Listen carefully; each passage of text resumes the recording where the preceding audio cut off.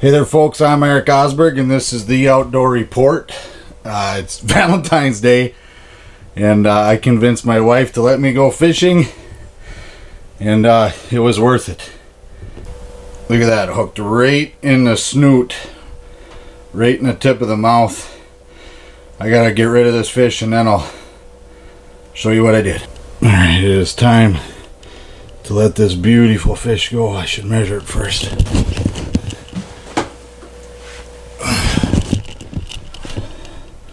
Just under 25 inches.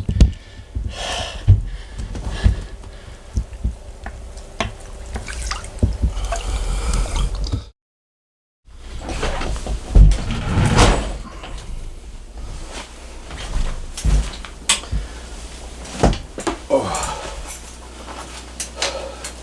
So here's the setup. Like I mentioned, today is February 14th. Happy Valentine's Day. My wife was kind enough to let me go fishing. Bless her heart. I love her very, very much. And I just stuck a nice walleye, and I'll walk you through how I did it. I'm not saying this is, I mean, it could be a, blind squirrel finds a nut every once in a while, or I just got super lucky. But, so here's the situation. I'm in 22, 23 feet of water. I've got some massive rocks and shelves and all that stuff. So I was using the underwater camera, the Markham, the Pursuit HD from Markham. And I didn't see much. I saw a few walleyes during the daylight. I probably got out here about 1 o'clock. It's like 6 o'clock now, 6:15-ish. And I saw a few fish, and I was trying big baits, loud baits, buckshots, rattle baits. I have a snare rod down. Right now I have a snare rod down, and I had big minnows on the snare rod. And the snare rod went off a couple of times. Could have been pike. I don't know. So as it got closer to dark, well, during the downtime during the day, first thing I did is I put brand new line on my reel. This is a 28-inch shiver stick, by the way, from JT Outdoor Products. I've talked about this as a pretty versatile rod. I just landed a 25-inch walleye, and I never felt like the rod was underpowered. With those super light bites and super light setup, it's nice to have a rod that is sensitive enough to detect those bites, but strong enough to land that big fish. So I put brand new line on the reel. I just knew that it had been a while since I had put, here's a fish coming in right now.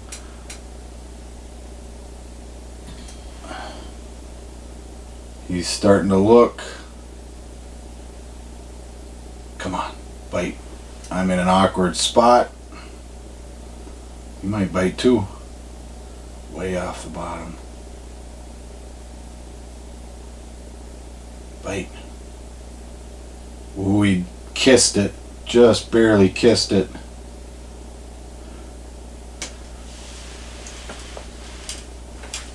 I'm going to show you what that looks like. Try to do it quietly.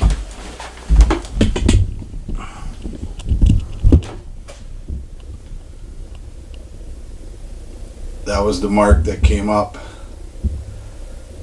You going now. So anyways, I put new line on the reel. I put 6-pound monofilament, nothing special, just your average everyday trilene.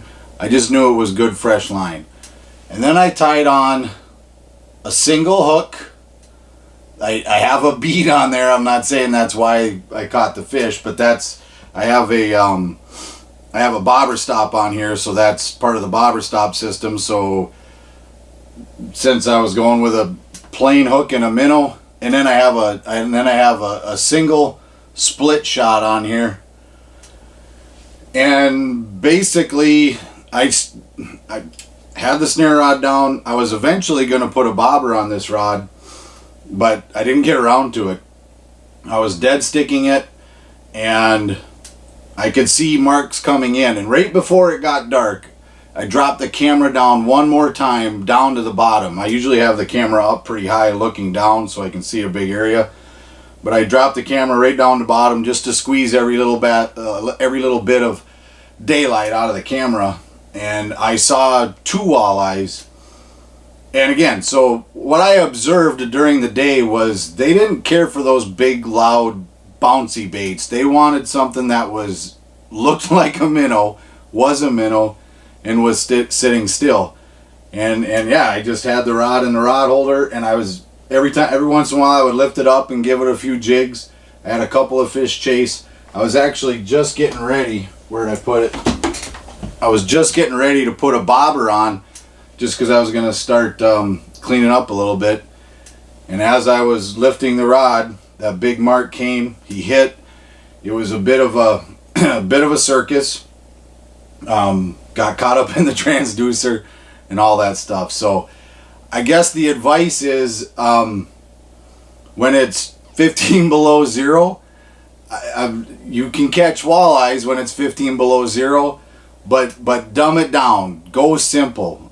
A split shot and a plain hook, and I think that was a fathead minnow. It was a pretty big fathead, but it wasn't anything special. Yeah, and that fish was 25 inches, and it went back, and that just made my day. So yeah. So don't forget, it's not about having time, it's about making time. I'm Eric Osberg, and this is the Outdoor Report.